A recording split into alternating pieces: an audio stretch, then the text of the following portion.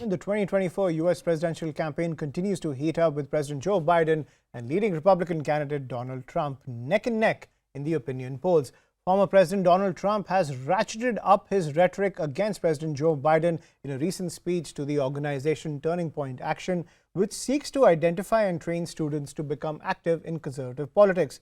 Trump called Biden the most dishonest president in U.S. history. He further said that now the gloves can come off at the Palm Beach County Convention Center. Trump also told his supporters that the 2024 elections were the final battle. It will be the final battle, as per Trump, in which he will demolish the deep state, defeat crooked Joe Biden, and drain the swamp once and for all.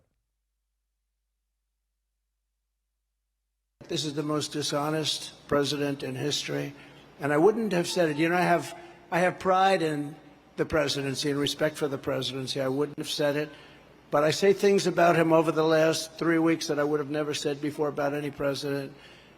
He is a corrupt, horrible, incompetent man, and he's destroying our country, and we have to have it changed.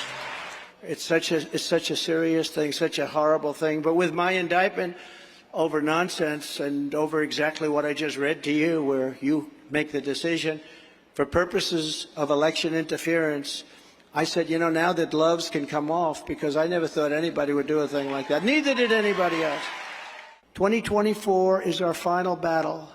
With you at my side, we will demolish the deep state. We will expel the warmongers from our government. We will drive out the globalists. We will cast out the communists, Marxists, fascists.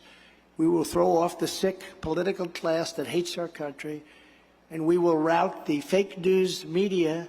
We will defeat crooked Joe Biden, and we will drain the swamp. So it's the same kind of narrative that Trump is kind of regurgitating in this election against Joe Biden. Donald Trump saying that they will drain the swamp once and for all. There is a woke virus that is affecting the United States.